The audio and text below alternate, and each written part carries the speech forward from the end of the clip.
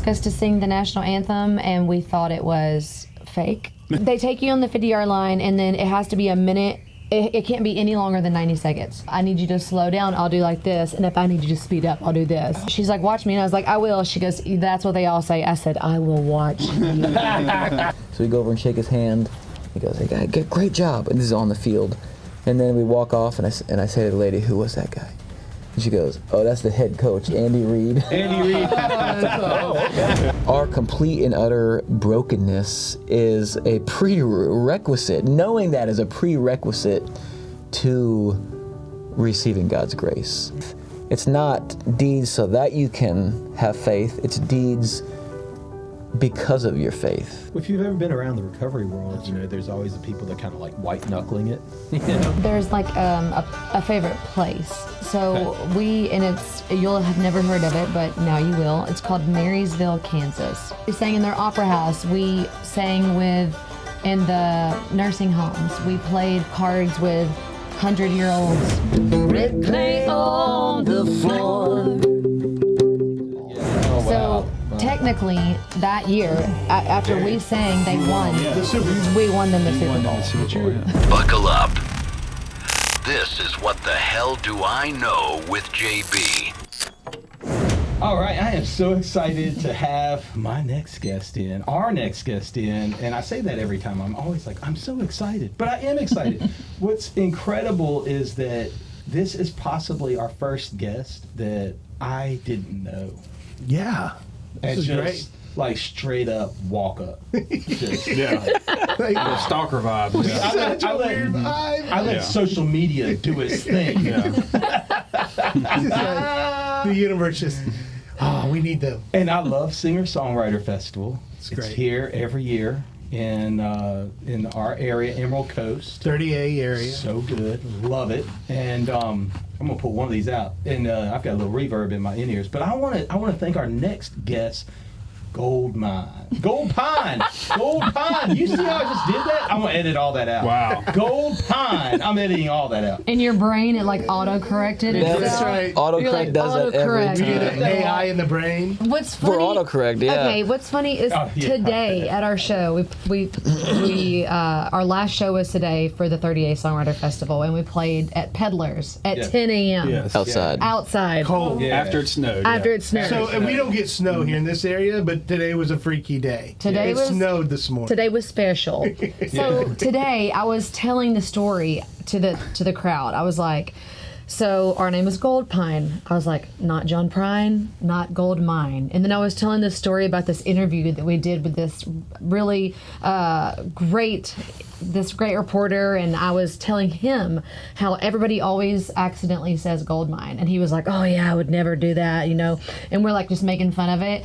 And when the publication came out, it said gold mine. Oh my God. Oh no! And I was like, Told ya.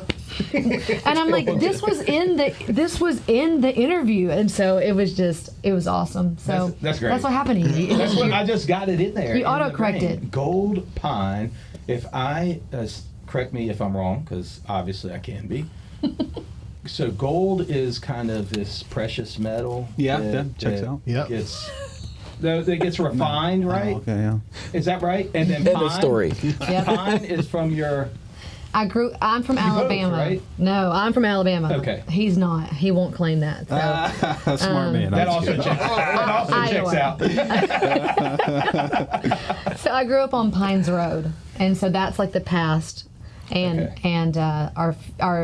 the gold, like you said, is when it goes through hard times, it refines, it gets better, it gets more beautiful, and we hope that's our future. So we just made up our own word, GoldPine.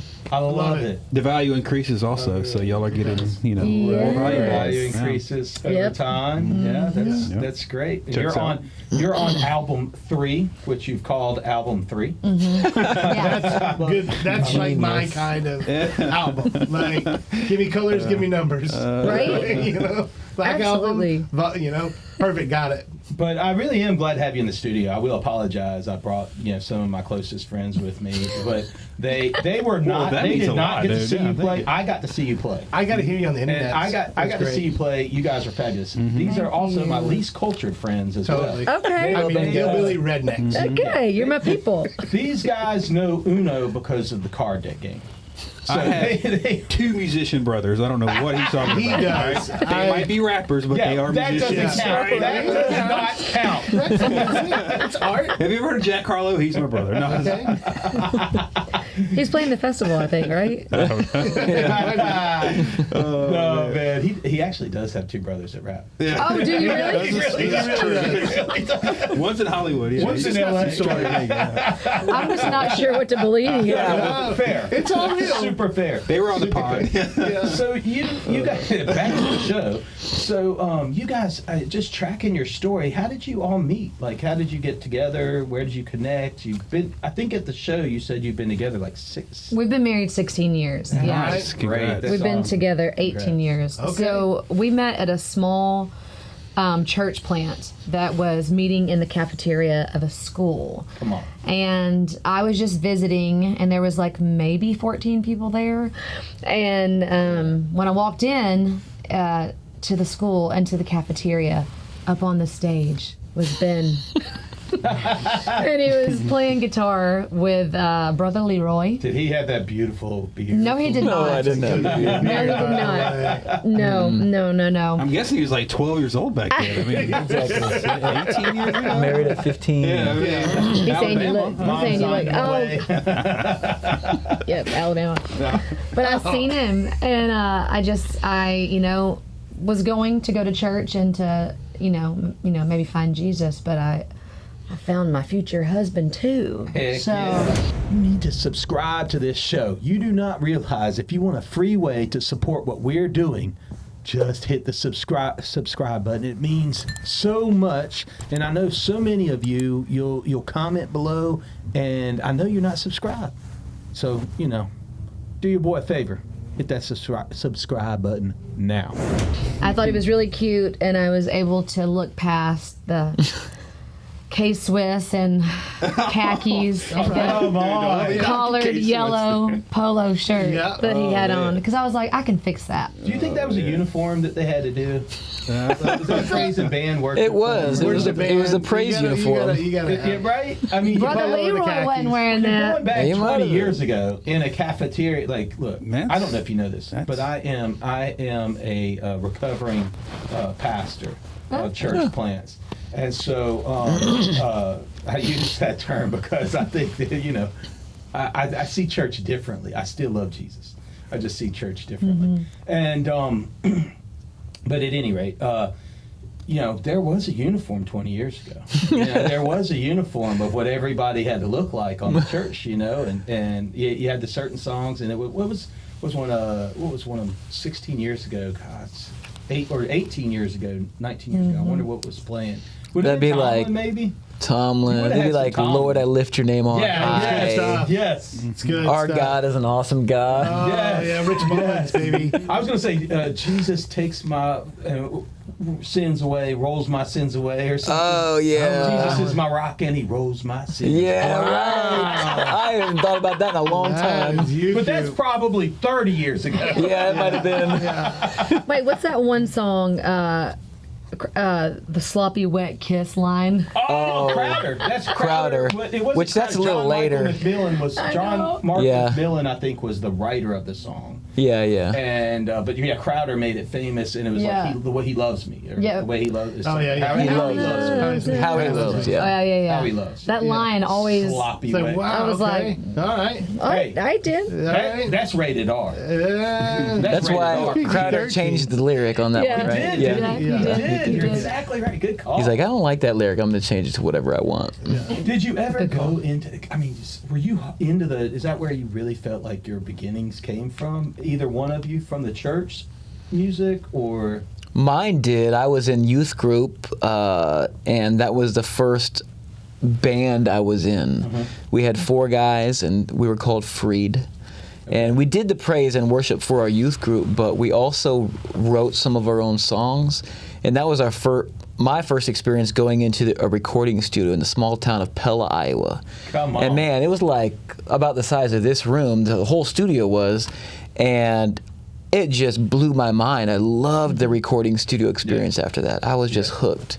And so that's what really got me going to like a path of audio production, which is why I moved to Nashville. Oh, that's awesome. And so you enjoyed that. Did you do any engineering? Do you do any engineering? Yeah. Well, I went to audio production school in Nashville. I did a lot of live sound in Nashville and a lot of studio work. And now I just do studio work like for our own stuff. Yeah. Okay. Yeah. Save money, yeah. Yeah. So I should have just had you do our sound checker. Yeah. Like, I don't know what I was doing here. Like I didn't. Like it just went by me. So you fell in love with the studio game, and then Nashville's the place to be. Is it Nashville or Hollywood? Is that where you would say you would go? I mean, Nashville feels a little bit more like Iowa to me than Hollywood. Yeah, it was closer. Yeah, I didn't want to go all the way across the country for sure. Okay. But yeah, Nashville seemed like the place to go. And did you have a game plan? School was the game plan, but it was kind of a plan. It was kind of a plan B. I was gonna do audio engineering as a plan B, and I really was into performing still. Okay. I wasn't doing much, and I wasn't very good. Okay. But I did want to perform, and so, now obviously we've been performing full time on the road for 3 years now. But that audio part of it has been an instrumental part of our career. I mean, engineering the records of ours and live sound on the road and whatnot. Like the cost to, I don't even know what it is per song in Nashville now, but I'm guessing good production, $5. Song? Yeah, possibly, depending on where you're going. Yeah, that stuff's really expensive. Yeah, which is why everybody's doing crowdfunding for their records. Right. And I'm not the greatest fan of crowdfunding, but I can understand it if you have no audio skills. Right. You're like, well, I don't know what to do. Right. I got to make a record. Yeah. So. Yeah. Well, if you bring in session people to come in and play anything over and all that, just get you're paying those people every time they come in the studio. It get very expensive per song. Oh yeah, per song. Yeah. I mean, it's in fact I don't know why anybody to self-fund a full album is nuts. Hey, welcome to our Floors.com studio. That's FLOOR double Z. Double Z. Double Z, baby. Floors.com. Check them out. They got all your flooring needs, all your remodel needs. Tell them the Jabroni sent you. Hey, Juice, you should have seen the size of this rat that I saw the other day coming out of my neighbor's barn. You know who's going to take care of that? TruNorth Pest Control. Because they'll do the rats too, not just the roaches. Just the cockroaches. Oh my God, I hate them freaking Cockroaches. things. I mean, I guess that's where the EPs kind of came from, right? Do 2 or 3 at a time. Maybe. Yeah, because I mean, otherwise you have a good 10 songs, 12 songs on a full album. $60,000, yeah. 67K. That's no promotion. Yeah. That's just to make a product. That's just to put out a product. Yeah. That's cray. Yeah. Yeah, I did it once. But It is. My man just said cray. I ain't heard that yeah, in a he did. hot On this minute, dude. podcast. hey man, Leave that in. We're going back to 2006 I'll say it, already. dude. 1900s. The whole interview's 2006. I like it. Yeah, it is. Yeah, so you guys, Cassie, you're Alabama. So church was, did you grow up in church? I mean, there's one on every corner in Alabama. There is. McDonald's and church. Okay. And Yeah, we're in Alabama. And like Walmart. Walmart. And what is it? Those Family Dollar, like Family Dollar. Dollar General. Yeah. That checks out across the nation, though. Yeah. So. Yeah, I did not grow up in a church home. Okay, So, really? and I did go to church some with my grandpa, but I just didn't, I didn't grow up growing up because my parents just didn't go to church or really talk about it or anything. And so, yeah, we have a completely different upbringing. That is wild, though, that you met in yeah. a cafeteria going to church. But You Right. don't You should normally go tell to them church. how you got to that church. I want to hear that story, yeah. Oh, how that? Yeah. Okay, this is so crazy. So it's so random. Okay, I was working out at this gym and I wanted to get a trainer, but I didn't want a male trainer. I wanted a female. And so when I was asking them, hey, I really would like to get a personal trainer, and they said they recommended this guy, and I was like, no, I really want to have a woman, and they were like, well, we don't have one, and I was like, well, that little lady there, and they were like, she's just like over everything, she doesn't train. I was like, okay. And so they were pretty persistent about having me train with this guy, and I was like, I just didn't want to, but they said he's older and he's just really kind and we think you'll like him, and I was like, I'll give it a try. So I did. His name was Jimmy, and I met Jimmy, and he was awesome, but he had moved to Nashville from Alabama to plant a church. He was a pastor. Really? And he was a physical trainer. And so he was. Them playing church pastors, you got to do a couple jobs. Okay. As you know, probably. Because he wasn't making no money. And so he invited me to go to this church. And I was like, okay, I guess I'll try. And so I went, and that's where we met. Wow. That is Great story. Really cool stuff. Yeah. Hallmark movie. Right? Did he set you up and say you got to come to my church, and we got great people there? Or do you go, look, this is a We got 12 cafeteria? people. No. Like, did he preference like, this is a cafeteria, there might be 14 people, or there might be 4, Right. and 2 of them are my family members. Yep. Did he do any of that? No. No, he just said, come to church. Yeah, and because by then, I had a relationship with him, and I trusted him and felt comfortable with him. Yeah. And I was like, you had agency there. I was like, okay. And going through life. And he was from Alabama, and I was like, Oh, he was from Alabama. Mm-hmm. Yeah. Very interesting. So I guess I missed He moved that to Nashville to open the church. That's right. Yeah, from Alabama. I'm not listening, We're tracking over here. it's fine. It's fine. We can run this. Go ahead, guys. Yeah, that's right. Jude, start asking the questions. So what I'm interested too is where were you in faith when he asked you? Where do you feel like you landed in faith in that? Well, to be honest with you, I was at a weird spot because my stepdad passed away when I was 19, and Sorry. yeah, thanks. He had a burst brain aneurysm at home. Wow. And it just happened pretty suddenly. And I had been going to church because my parents let me choose to do whatever I wanted, and I had been driving when I could drive. I was driving myself to church, and I don't know. I just was really confused and not grounded enough in my faith to understand that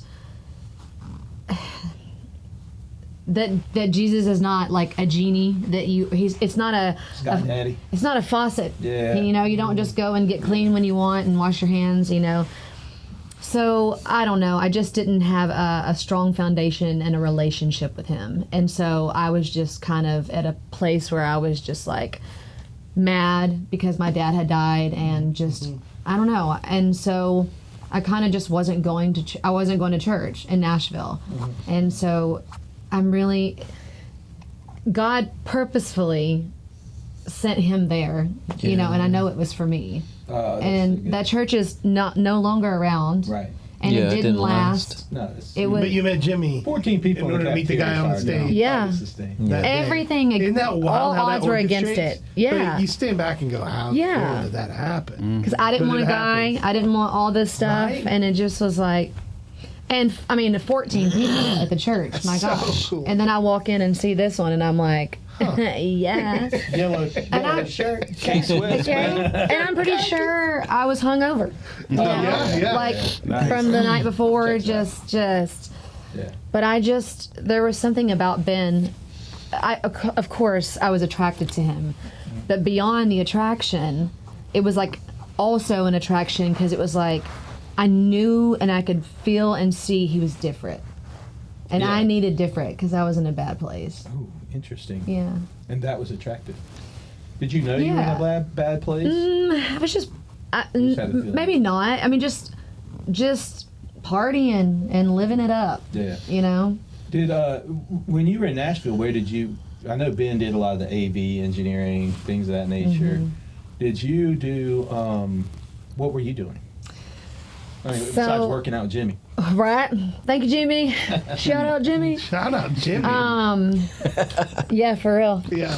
So it was so funny. I moved to Nashville, and I had never sang with a band. I had only sang like karaoke. And I just remember people saying, whatever you do, don't go get a job at a karaoke bar. And I was like, okay. So the first thing I did was There we go. came to town, and I went straight to Lonnie's. It was a karaoke bar. And I got hired there. And so I was 19, had just turned 20. And I was like, wait a second. I play this, I sing this, all night. And then I counted the money. I was like, we make $400 each in tips.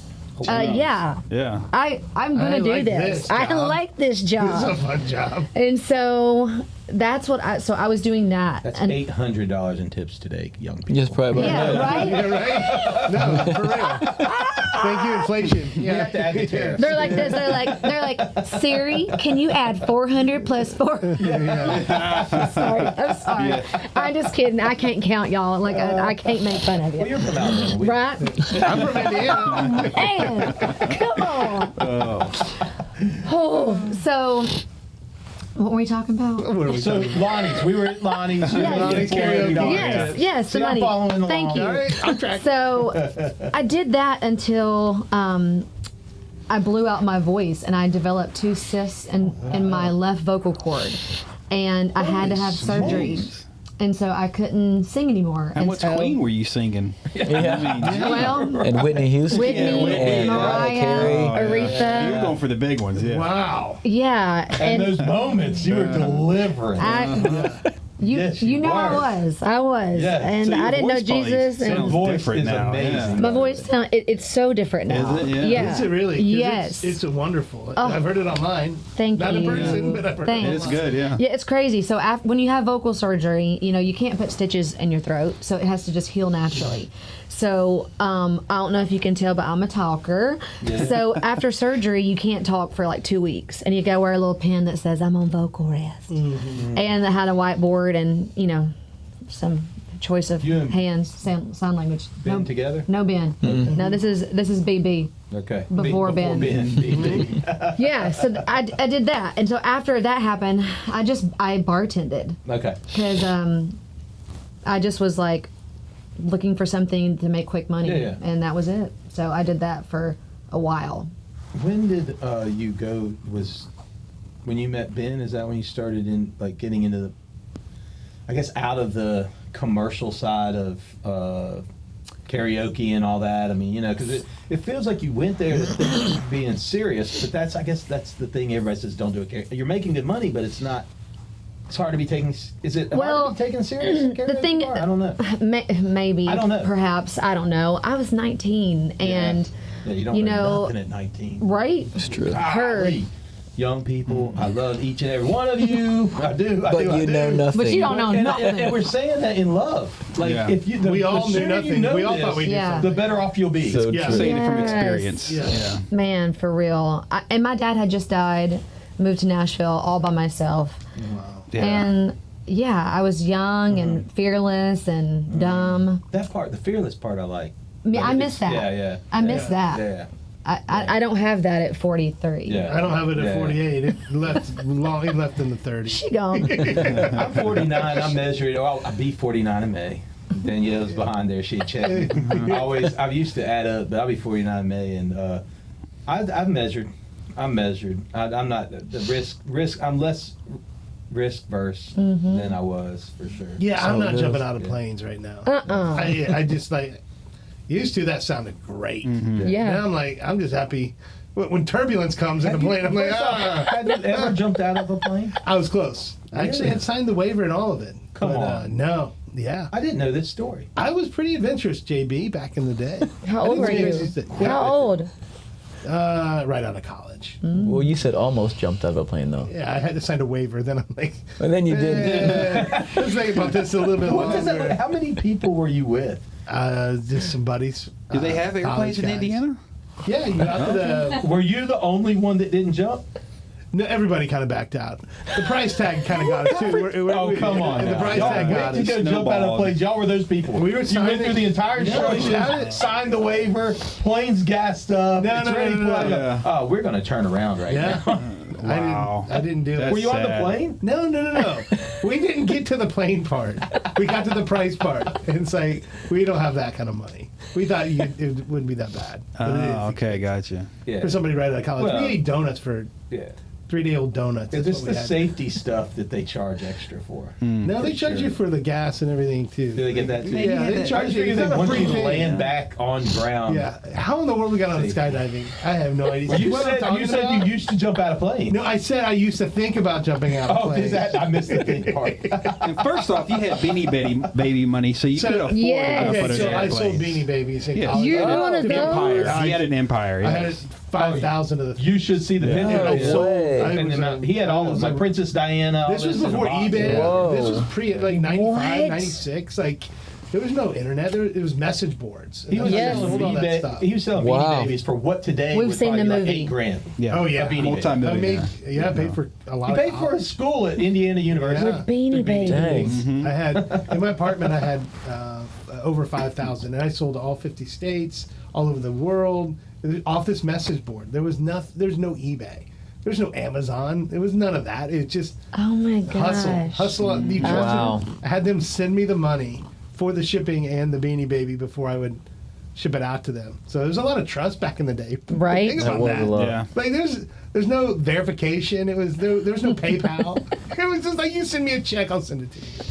Yeah, that's Wow. funny. Wow. Well, congrats on that one. Yeah. That's Hustling back in nuts. the day. I get so much. I still more have depth some of them, I Brandon, think. every time we get together. Yeah. So I That's love it. cool. I love it. We all had to hustle, right? I mean, you Yeah. get from Those are, Nashville. those are There's the kind of nothing, guys but you that gotta don't- find, like, you get hungry. Yeah. You gotta eat. Like, you gotta find something. Yeah. Yeah. The So I kind get of the guys that don't jump out bartending. of I get, planes, like, Yeah. you gotta eat. Like, you gotta have a shelter. Yeah, and I was taking care of my family, and so, So you were sending money back home they all lived with me. in Nashville. Wow. Come on. So they came up from Alabama. So you're doing great. What, We're you coming left to This visit. is the true Alabama This story. is wonderful. Yeah. So good. Are they still there in Nashville? No, just my uncle. Well, no, just my uncle and my brother moved, but my mama passed away 4 years ago. But I did hear that story. You guys are great storytellers up there too, and so I probably should have started the show off in saying that I went to the 38th Singer-Songwriters Festival, and Mike, who's Floors.com, says, I want to send you, or you want to go to singer-songwriter. I love singer-songwriter. We do a lot with Mike, but he doesn't know music the same way. So he's kind of like, hey, who do you want to go? And there's like hundreds of performers at this festival. If anybody knows about 38 Singer-Songwriter Festival, every year, right around this January weekend, Martin, I guess MLK, they get the kind of 3-day weekend sort of thing. Oh, I yeah. don't know if they're trying to hit that every year, but in fact, you know Bradley Touchstone, and Michelle runs. She's like the CFO of the Oh, I didn't know that. festival. But yeah, so we hang out. They just do a fabulous job. It's all small venues, bigger venues, early evening to late night stuff, and you can get a car or you can obviously drive. I encourage you not to drink and drive. Get a driver. Get a driver. It's also better for parking. But you can just pop in and hear different sets, and There's you do it over a talent, 3 so or much 4 day talent. weekend. It's amazing. It's just so much So talent fun. that it sends on our small, Yeah. cities. It's crazy, and it's so much fun right here on the beach, and it's a great time. So if you ever want to check it out, we'll throw a website up for them. It's great. But you guys, I think it's your third time playing, and so while I was filtering through, trying to find, because Mike's like, I don't know music, and I'm like, great, because I love music, but I mean, I don't know all the names. It's names you may or may not have heard of, but incredible singer songwriter sort of called Americana, but there's people that would be like maybe have a little bit of flair, do something different, and so it's really it's kind of cool. So at any rate, I started listening. I'm going down sets and venues, and I'm going to people's Apple Music page or YouTube page. Instagram. And I'm just listening. and I heard you guys and thought, okay, they're going to be our first one we go to. Yeah, that's cool. And Yeah, your so vocal good. cords got fixed because you can still hit the note. Sign. And your harmony got together fixed. is incredible. It really is. Thank you. Yeah. Thanks for But coming. it It was really so is. good. So whatever the things happened to the vocal cords, they got fixed. And they had a They nice sound little really- stage there Thank at you. the You have a very hotel. I pretty thought they voice. did a good job there. Yeah, it was a cool stage. Yeah, that's a cool hotel. And I used to live right around the corner from that hotel. We could walk to it. When it first was built, Danielle and I'd walk and get breakfast on Sunday mornings, quarter-mile walk, and we just walk right in, get breakfast, and walk right out. It was fun, But at any rate, it was a great set. I thought y'all did a great job. But how did you know that you guys would be a good fit? Because you've been traveling for 3 years. When did you start? Your relationship for 18 years. Take me to how you go from seeing him in church to now we're going to be a duet. So we were both solo artists when we first were married. For the first 5 years of our marriage, we were still trying to do our own thing. You were doing basically trying to do mainstream country music. A country soul, yeah. Yeah, and I was like alternative folk rock or something like that. Whatever that is. Again, I wasn't very good I at like it. I wasn't very good at what I did anyway. That is a genre that I haven't seen before. And so, being that we were from two completely different backgrounds, I grew up in Iowa, Cassie in Alabama. We think totally differently. We say things differently, and we listen to totally different music in our backgrounds. It was not easy for us to be like, oh yeah, let's do something completely together. But we had some people speaking into our life that were like, you guys should try to do something together. Try to be a duo, write some songs together. And so we ended up putting some time and energy into that. And after we got over this hump of reconciling, our differences and styles, we came out with a pretty cool Americana sound. And at first we were called, our duo was called My One and Only. So we were called something else for the first 4 years of our duo. And then we rebranded to GoldPine. Love GoldPine. Thank you. I do. I love the name, even though I got it cool. wrong to start. It's solid, yeah. So I love the name. It's also it's just short. Sometimes the names are too long. It can get Like My One and Only. Yeah, Yep. yeah. It I was a was going to mouthful. say it, but I get it. Yeah, no. Do you get when you say people are speaking life into you? Something I picked up when you said that. What does that look like for somebody listening today? Like, where did you find somebody that says? Because that to me sounds like more than where do y'all want to eat lunch? Where's what's your best your favorite hamburger place? If speaking life into it seems deeper. Where does that come from? So in this particular instance, we were meeting with a kind of a guy in the music business that we knew through a songwriting contest. And he was just seeing what we were trying to do separately and just brought that idea up to us. We met in a coffee shop. He wanted to talk about songwriting, I guess, to each one of us separately. I don't know. And he ended up just bringing that up, and it was really just something that we had not heavily considered. Really? So And it hit you both, so. maybe later Yeah. it hit Or us. that seed was At the planted. time, we're probably like, I don't know, like we've thought about this, but yeah, so. We're so different. Yeah. That's the big thing. Like opposites attract, but maybe not in music. Yeah. yeah. Right. Well, it turns out if you can get past the humps, some of the differences are really cool. I mean, especially these days, you're seeing genres like collide, They really are. and people love that stuff. I I do. So, I yeah. love it. Yeah, no, it's really cool. Well, because you want something different. I mean, Yeah. there's only so many notes that can be written. I mean, everybody's seen the Ed Sheeran, playing all the rock songs with 3 chords. Yeah, they copy everything now. Stuff like that. Worship music's even very similar in Got the same that way cadence. too. Same cadence. Yeah. Yeah. So, and it can get very repetitive, and we can make fun of it like there's nothing original, but there are only so many ways to make music sound well on the chart, right?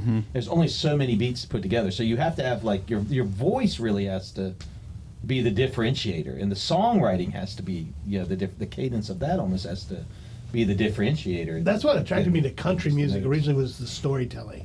I love the sound of it, but it's paint me a picture. Like that, I think that's what, songwriters, there can always be fun lyrics, but like, tell me a story. Take me to a place with that song. And that's what I always liked about Americana or country music, was the place it took me while I'm driving in the car, or the memory it brought. It's kind of cool. And that's the thing that we love about music and feel honored to be a part of music, is that the idea that we can share a story with somebody. And you were at the show. We do a lot of listening room shows, 100 people out in the audience or whatever.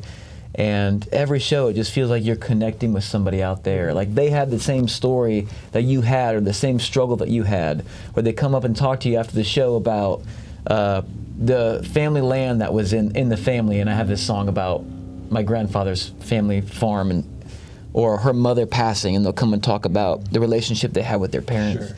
And that is just, art is such a special way to share those things. Connect humanity. To connect with each We're other. so different, but it connects us. Our friend of our show, he's been on a couple times, but Will Turpin, who's bass player for Collective Soul, and he says that his father ran the recording studio for them, and said that music was the second most powerful language behind love. Because it people feel it emotes something. You feel music, you feel the emotion, you feel the words, you feel the storytelling, you feel the song, and it just relates. And then it can sit with you when I can remember songs I heard, at 16 through a fight with my parents, or a relationship, or what, and it just hits you, or it's a tragedy that you went through, and Takes you right back to that feeling. It's wild. It is crazy. really weird. It is weird. Yeah. It It's is cool, weird. though. When you were telling your story, something that stuck out with me was Connie's Rib Shack, and you had this great story about Connie's Rib Shack, and I love this because I was telling you like this. I did a church in downtown Atlanta in a place called Little Five Points. So it's a very eclectic part of Atlanta. I say it's everything goes. They're very artistry community, really cool. They don't do graffiti. It's artwork on the wall, everywhere. It's a really cool hip place. It's where the hipster movement birthed, I'm certain of. But I loved the town, and we had a little theater there. And I can remember I had an artist that I actually did some recording with in Nashville, and but he was he was in a band, recorded at Muscle Shoals. He's one of those guys that got kicked out of band for being too much of a druggie, and found himself on the streets, and kind of like, God, whoever you are, wherever you are, I need you. And now he's been recovered for 16, 17 years. His son, I should connect you with, is an incredible videographer in Nashville, does a lot of stuff for folks out there to this day. But at any rate, we were doing a church together. He was my worship leader, and I can remember being behind stage and looking out there and going, I think there's 8 people in the audience today, and 3 of them are my family. That's right. 2 of them are your mom and dad. It's like, I was like, I don't know what I'm even doing here. And he's like, I can't believe it. I know, it's so cool. He got so excited. I was like, no. I mean, what are we doing here? And he was like, do you realize my mom and dad haven't been to church in like so many years? And that other couple up there, I was talking to them earlier. They walked in off the street. He was like, I cannot believe that I get to play for these people right now. And it changed my entire Perspective. Perspective. Yeah. Is Right. everything. Man, that's good. And so I heard you when you walked out to Connie's Rib Shack, and the floor there, and sometimes you get there and you're thinking, what am I doing here? Yeah. Because that can happen. Yeah. That's a good reminder, because we get so, with music and having our own business, we get so concerned about numbers. But sometimes the person that you need to connect with is in that small audience, Right. And that's happened That's so how y'all many met, times. Yeah. Yeah. And that could be a life-changing place for that person. And for us to take that lightly, would not be a good thing. Yeah. It's probably more likely to be life changing in a smaller environment as well. And you're probably right. Yeah. You got less people. It's more Yeah. intimate. Yeah. Well, that's kind of part of your story too, because I've noticed that you've spent some time in the other rooms outside of America. You've been into Rwanda. Yeah, Rwanda, I saw that. And these places in the orphanages and some of. Really, when we think of the least of these, I mean, I love this country, and we got problems. But sometimes when you go to a place like that, it's an entirely different world, right? I mean, Yeah. when we just hear the words third world, till you've been there, it's like you don't know, right? Yeah. Mm-hmm. How does that hit? How does that impact your music and the way you write? Is working with those kind of orphanages and you know, there's children over there and seeing what they have and what we have. Well, you know, going over to Africa, we've been there 9 times. Yeah. Oh, dang. Yeah. We started going on missions trips with an organization that visited orphanages, as you mentioned.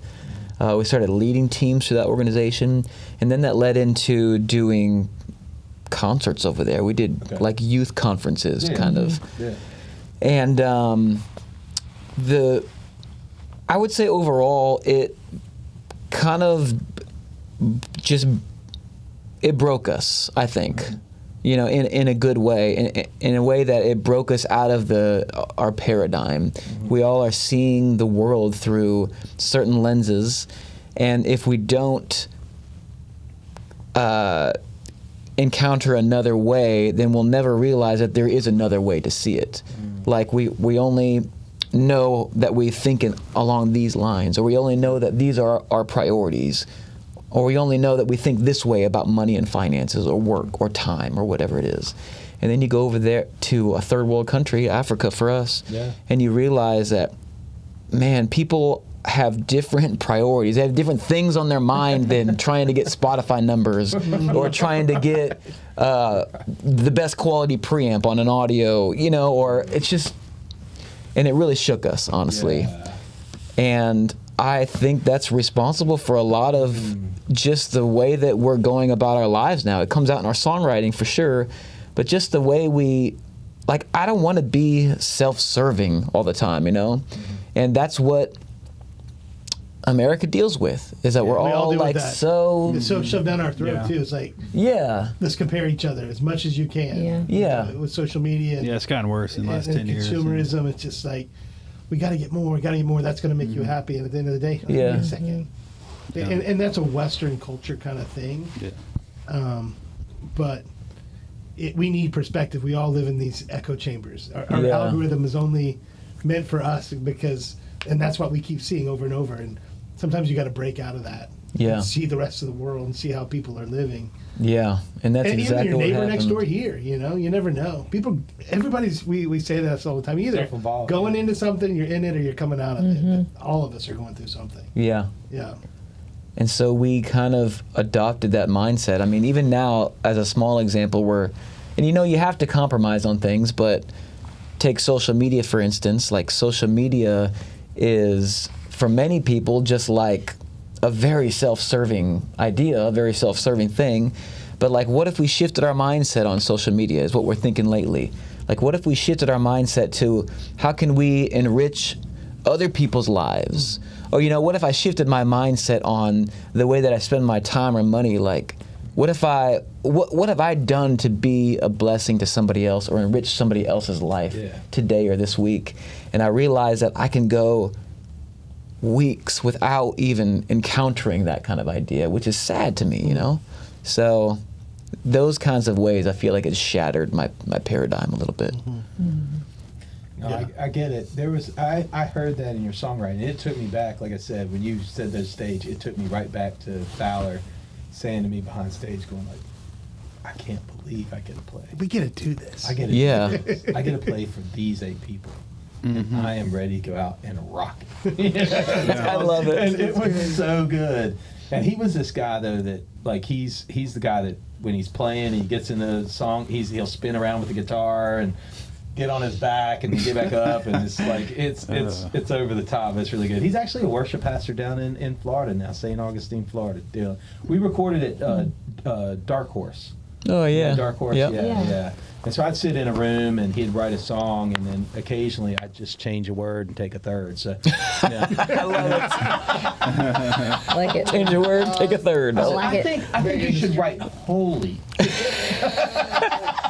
Right. Say it 3 times. I love that. So, no, that was a lot of fun. Actually, he's a great guy, and his sobriety has meant so much to him. And he's of course sponsors people now. And his son, I think, was 5 when he got sober, and it's the greatest thing he ever did for his son. That's amazing. Was to get his act together. Yeah. And so his son really doesn't know a dad that wasn't sober and wasn't living for Jesus and wasn't, saying I'm putting it all out there for that. And so an incredible guy. But yeah, he's incredibly talented. But that was a fun time. That was a fun time doing church there, and we had a lot of folks that would come in, and we would play like anything from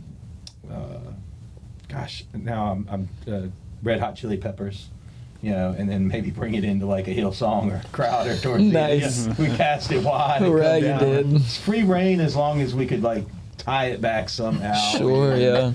The searching for things or whatever and figuring it out. So it was a lot of fun. We had a good time. But the problem is we did it for church for people who didn't like church. So it's like we should have called it something totally different than church. we were defeated before Just we went not in. church. We're church, but not church. Yeah. So it was a lot of fun, though. A lot of fun. And like you said, it's perspective on just figuring out. That's the one thing I'm constantly finding. Like this year, I've been trying, to eat healthier, work out more, and I've got this sauna that my wife and I are now doing, and so we'll get in the sauna. I can turn on this Bluetooth, and I can just hit like the Bible app and let it play.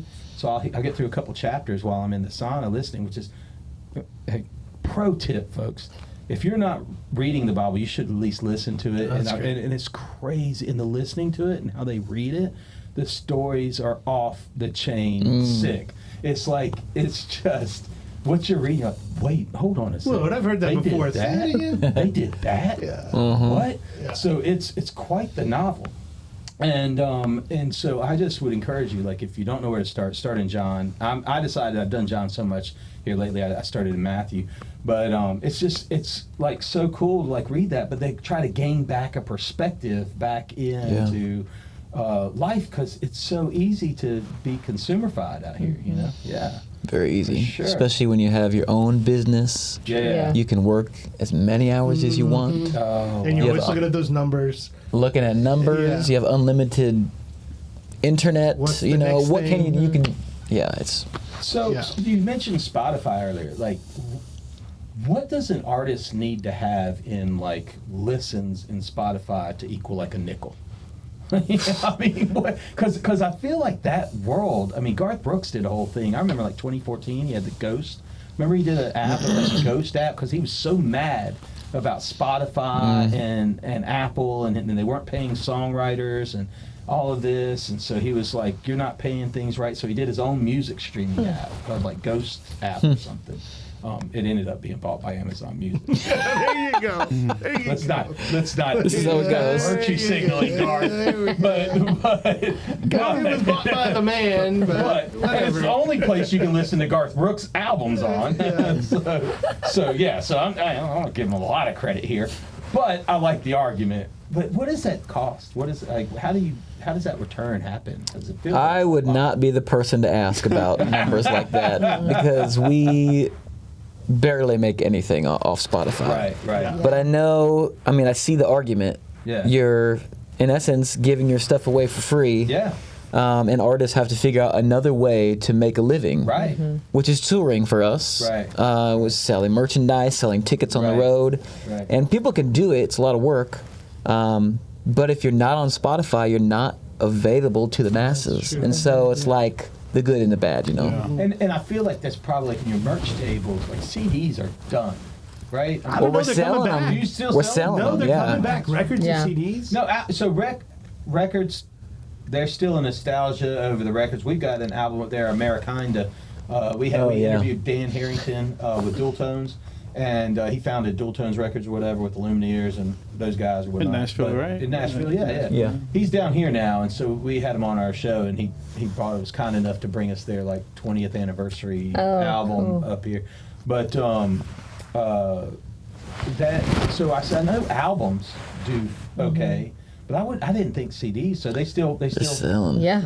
Because where do you have a CD player? I don't. We No, don't. it's a big thing. I got People one are in my buying car. it. Yeah. We were in Nashville and went to a record store. Still good. Half the record store was CDs now. And people are cashing them in. And it's in this.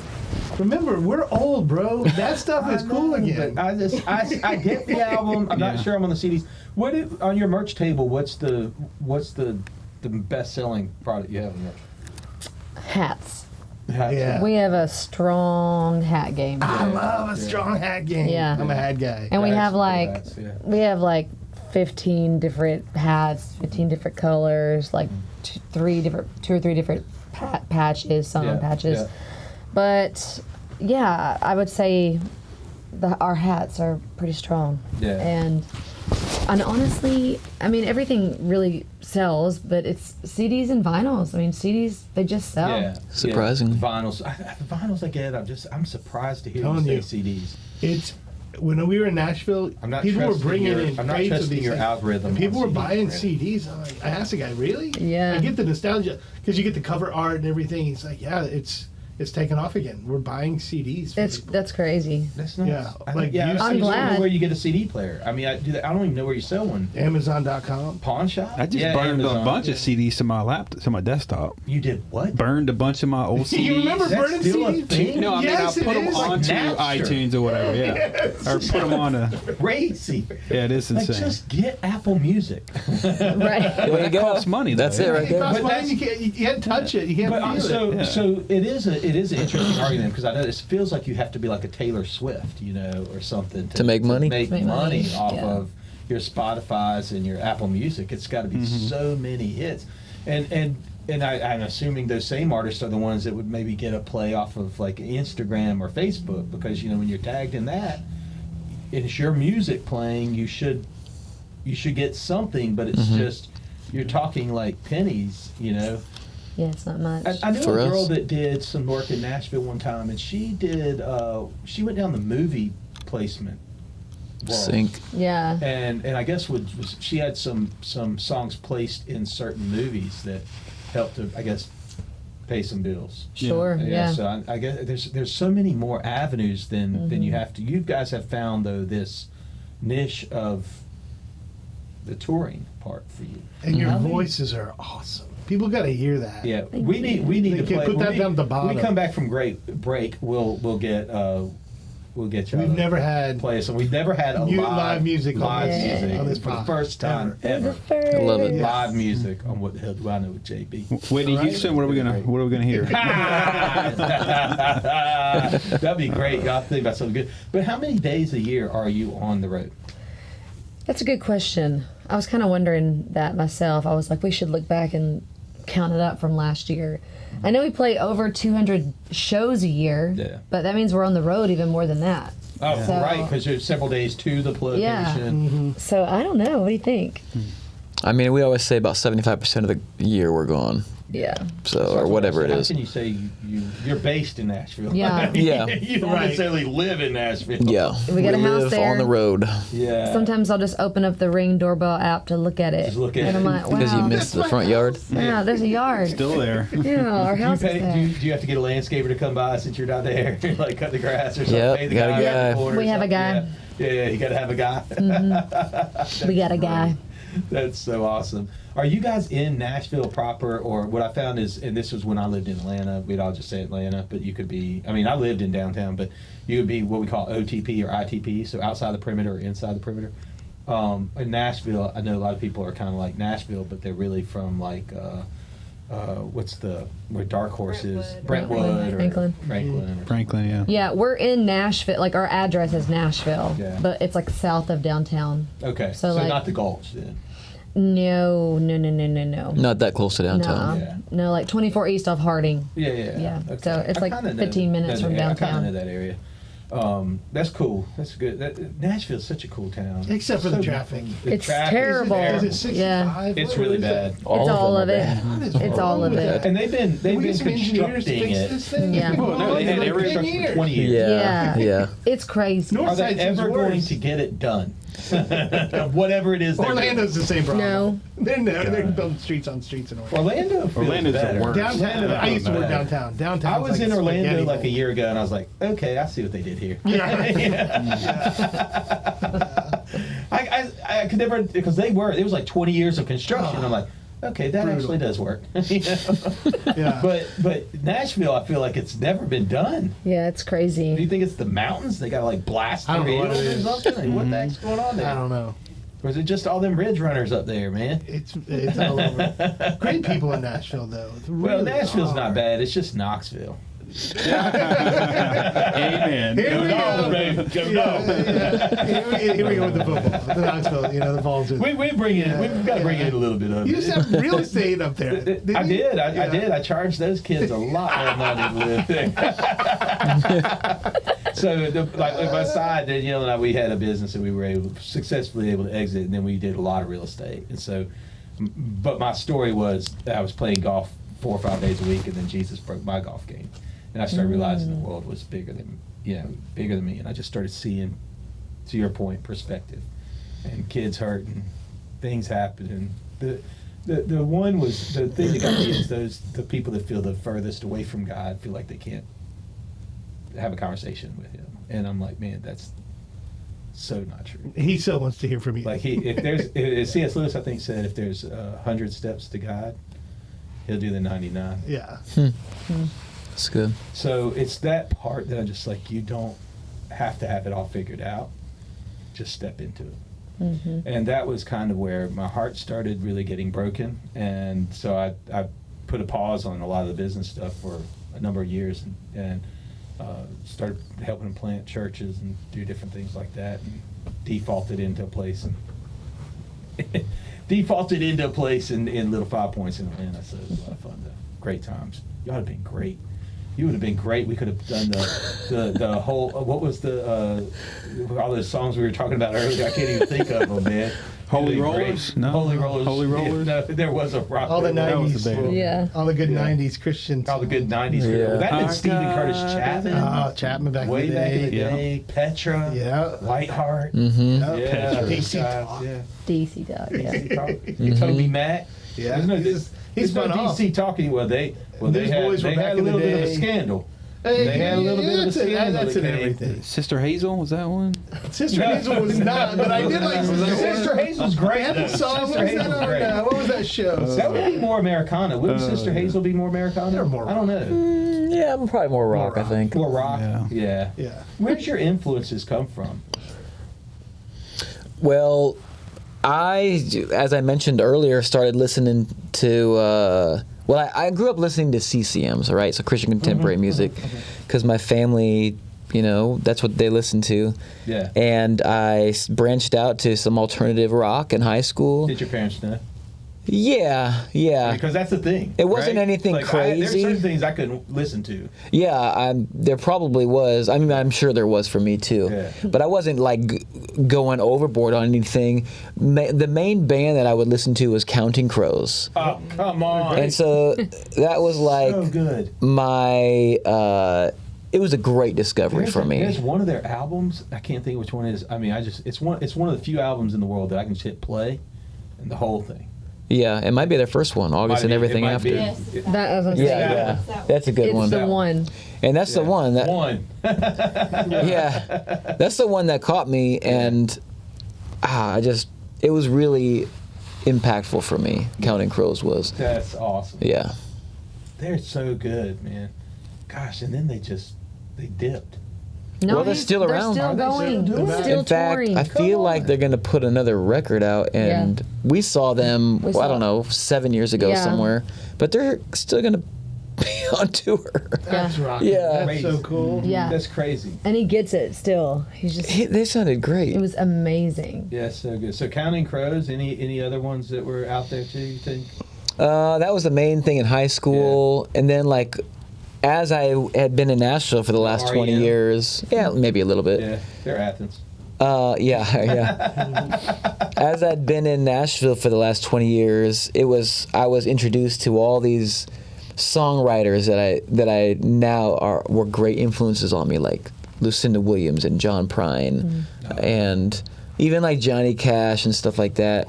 Ryan Adams, that were really powerful for me. Yeah, Brian Adams was good too. Oh, Ryan. Oh well, Brian was Ryan good. He had Adams, these yeah. ballads. Brian can be had good, some too. ballads Oh, that were like Brian. really good That's like in a the knife. '90s. Come on, Robin Hood, bro. That's what I think of. You I said gave Brian Danielle Adams. a mixtape full of Brian Adams at one point. I'm sure, yeah. It was like I did. most of worked. Brian Adams. That I like, promise you, I one had a Brian little- Adams mixtape. Little one little Valentine's live song Day. in But there. Brian Adams, yeah, he's perfect. Yeah.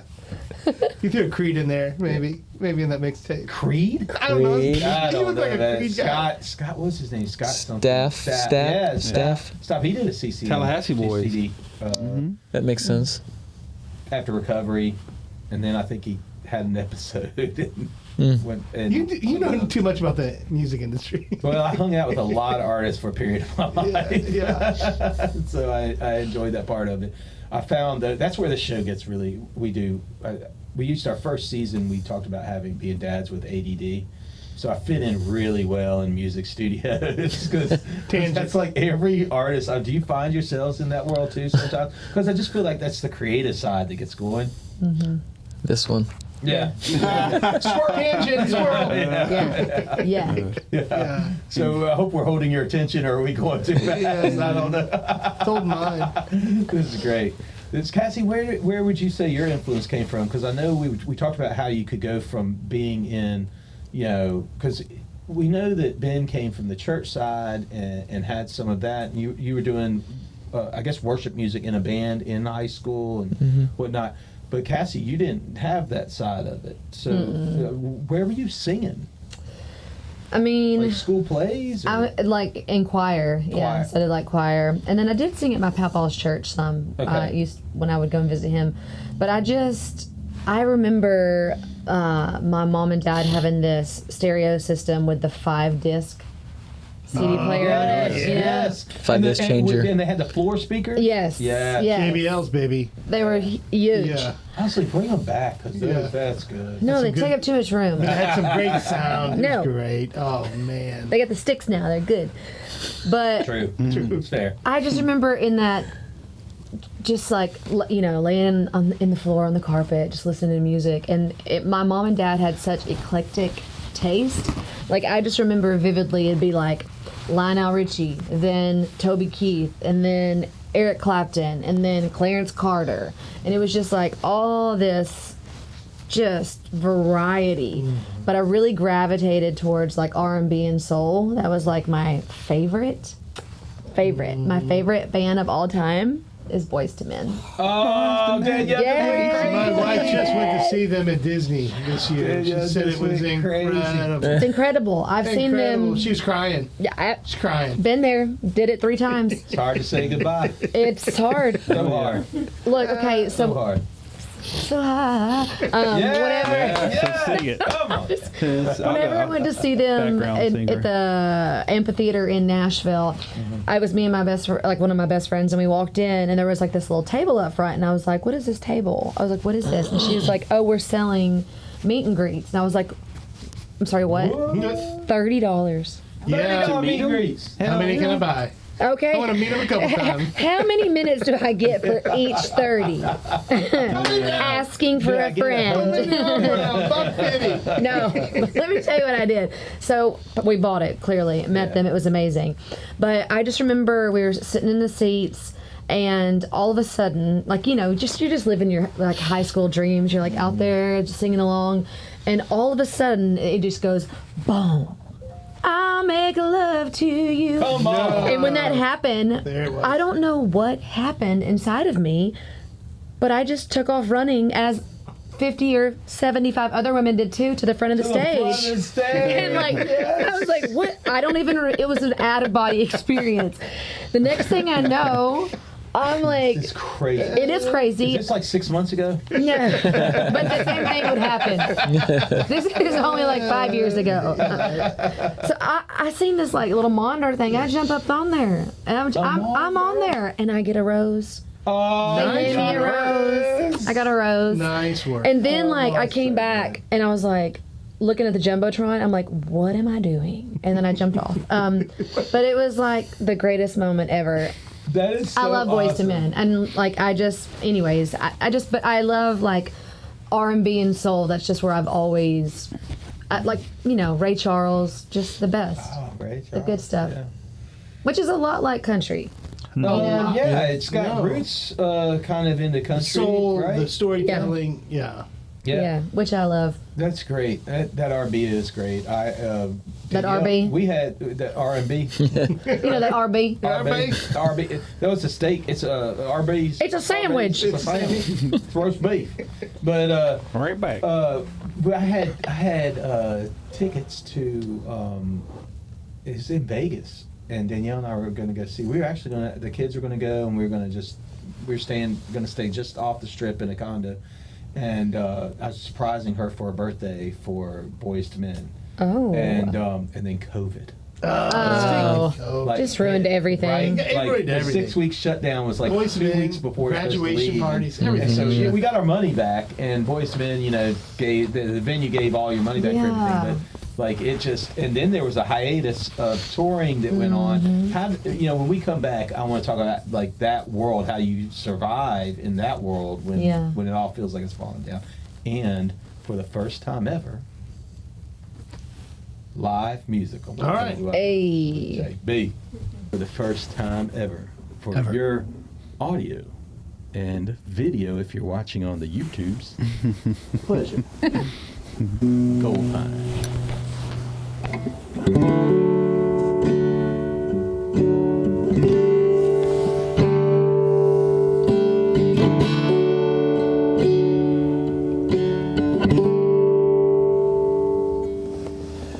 I was walking the road alone. I stumbled on the stumbling stone. My shoulders suffering a heavy load. I stumbled on the stumbling stone.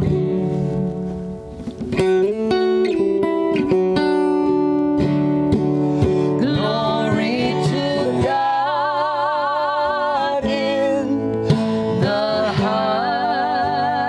highest, for He has done great things. But men of earth are stripped to silence when they behold their King. Every seed that I had sown fell upon the stumbling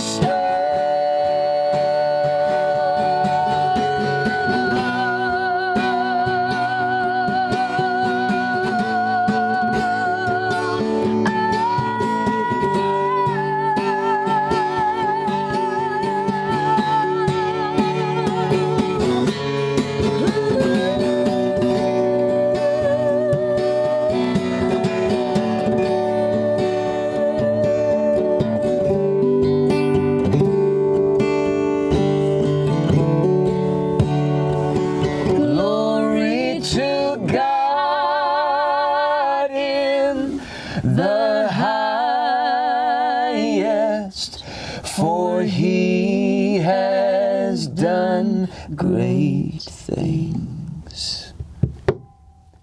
But men of earth are stripped to silence when they behold their King. They behold their King.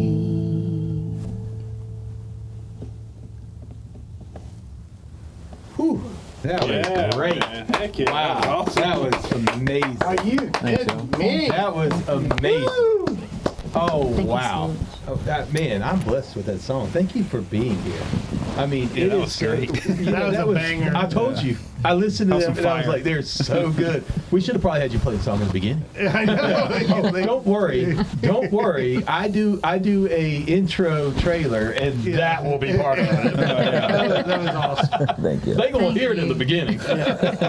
In the Yeah, beginning. in the beginning. That was so Start with a banger. That was so good.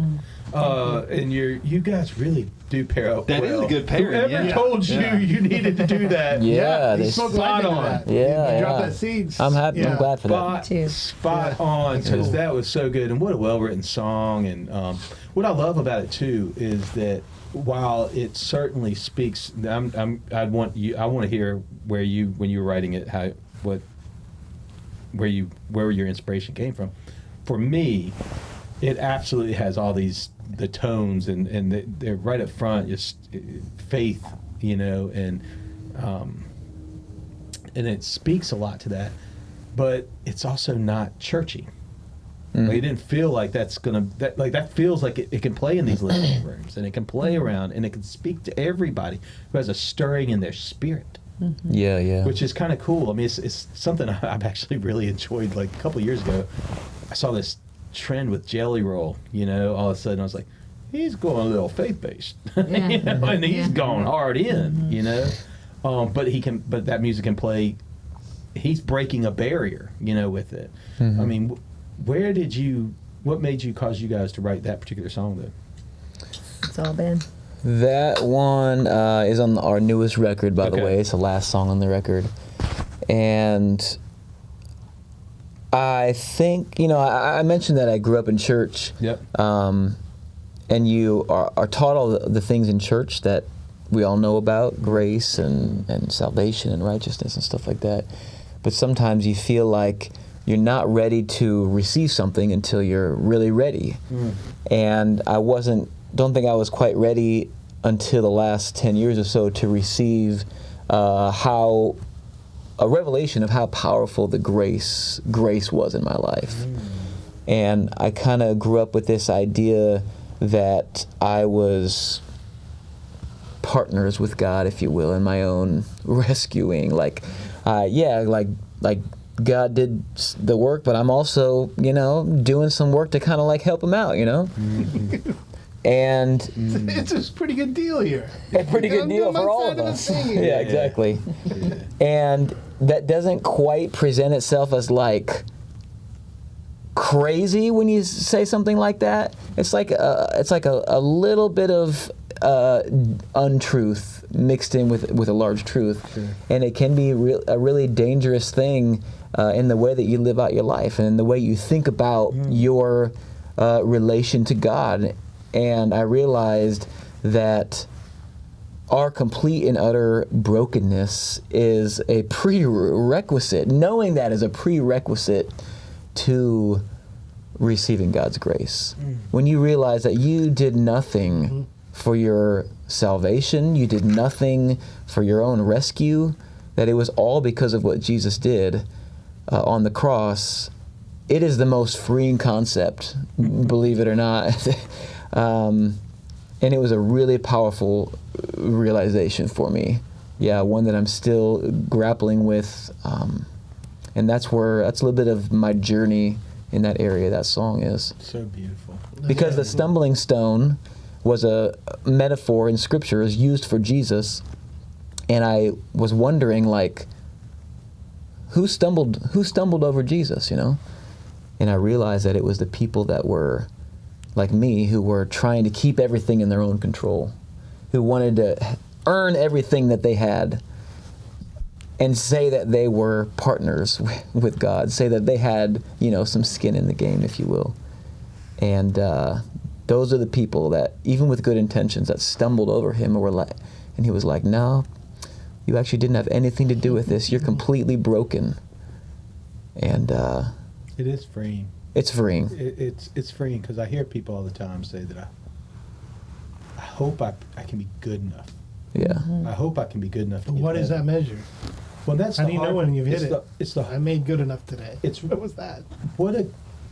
It's crazy if you think about that. There's a God that would say, "I can move the goalpost on you," because what is good enough, right? And when did God start recording? You know, and will I be good enough the next 10 years? Would he have forgotten about my first 49? You know, like, where can I start? Because I was okay, and then I wasn't, and then I was okay again, and then I wasn't. And so this goalpost keeps getting moved, but it's freeing when you realize that I'm broke. Like, I didn't do it, and I can't do anything for it. Yeah. I can't earn it. I can't say enough prayers. I can't say enough Hail Marys. I can't bow my eyes and close my head and raise my hand. You know, I can't do more of that. I mean, I've told this story before, but I think until I was like 35, I said the sinner's prayer quite often. On the daily? I don't know that it took. Yeah, I don't know. We're in puberty a lot. So, I mean, it's like crazy that what you do, and you just feel like you can't be good enough. Yeah. Mm-hmm. And we do have this, so it spoke a lot. It's a great song. Really beautiful. Really beautiful song. I really enjoyed it. Yeah. And the interesting thing about that whole idea that I've realized is that it is a freeing notion, and it's also an idea that encourages you to do those works, in the sense that now that you know you had nothing to do with your own salvation and it's all on God, then you're like, because of that kindness, because of that act of grace, now you want to do these things. That's powerful. These deeds. And that's the way that the gospel presents it, and in the way that it couples deeds with faith. It's not deeds so that you can have faith, it's deeds because of your faith. If you've ever been around the recovery world, you know, there's always the people that kind of like white knuckling it, you know, and they're holding on and they're not leaning into like the program and following steps. They're trying to do, you know, these things and get people around them, having accountability and all that. So it's like, I can just do it on my own. I can white knuckle it. I mean, it's kind of what people in the church do to a degree, right? Is like this idea that I can white knuckle my salvation. I'll do everything for it, but that dies out. Like, you can only be good for so long. Yeah. And but I love how you reverse that and saying that because of him, I want to do. Yeah. Because of what he did and because of the freedom I have I want to do it. Right. And that's what I want to more and more get to the point of doing, the motive for my actions. And that's the same way that the book of James talks about works. On one hand, you can look at it as, well, James is talking about a works-based salvation, but what he's talking about is a faith evidenced by works. Yeah. And that's a pretty important distinction. Yes. Yeah, no, for sure. I've always had a great deal of respect for James, being the brother of Jesus, because I've got a brother. If you told me he was like the savior of the world, I'd be like, I know that knucklehead. Well, and that's how James was. Yeah. Because he doubted Jesus. There's evidence from writings that he was doubting Jesus and wasn't a part of anything and didn't really believe in him. Sure. And then a big part of the evidence for the resurrection, a big part of it for me, is that James, the brother of Jesus, turns his whole mindset around and starts to become a leader in the church after his brother's death. For sure. Oh, so what else could be responsible for that change? 100%. I mean, well, it's all these guys that wrote books, and Paul and Peter and all of these disciples that went on, and there were many. I mean, the book of Luke starts off with, there were many people that wrote accounts. Not like 5, not like 4. There were many people that were trying to write this. So there's a lot of folks that saw this and saw Jesus and after his resurrection, but it's what they did after the resurrection that's always gotten me. I totally agree. They didn't go off into like riding on the most palatial chariots and had houses, you know, on Saint-Tropez. I mean, they went they live like paupers and to their death, many of them. Yeah. Screaming the name of Jesus. Yeah. Shouting the name of Jesus. That I want you to know this guy. Yeah. It's really compelling. Well, have you ever been to Rome? Mm-mm. It's amazing. You got to do it. Danielle and I, we went to Rome one year. Well, actually, we've gone a number of years. This particular year, we took our kids, and they were all, like mini adults, like right at that stage of like starting to come around. Our son is in college. Our daughter had just graduated, and another one's still in high school. But we did Rome for a week, and we were on a tour to the catacombs, and the lady was talking about how these Christians were persecuted and what they did, but how they all were like that people were changed because they saw the way they died, Right. not even just how they lived. It was that they were singing the praises and glory of their Savior to their death. Right. That's to me Yeah. that love. When you go, if you're on a rooftop in Rome, you look out, it is crosses everywhere, and to know that actually meant death, in a very dramatic way. I mean, the worst way possible. But now it represents life and hope. That's just to me is. Yeah.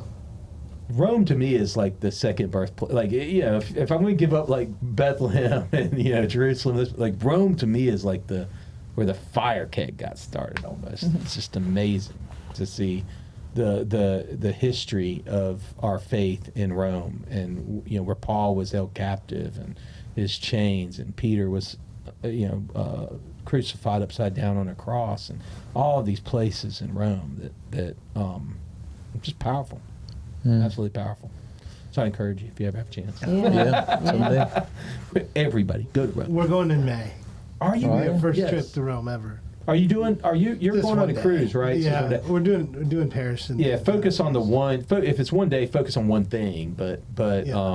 I mean, if you have a week in Rome, I can give you all the cool, like not commercial sites that are really cool for Christians to go and see. So it's pretty cool. But I think we're going to Vatican City for sure. Yeah, Vatican's worth it. Yeah, Vatican's that's most of the good. day. It's Yeah. good. That's like where that's where the modern day Christian church figured Yeah. out how to make. It looks so It's like pretty. that. Yeah. Yeah, I knew Brandon was in the Illuminati. I yeah, knew that's it. me. Yeah. On my spare time.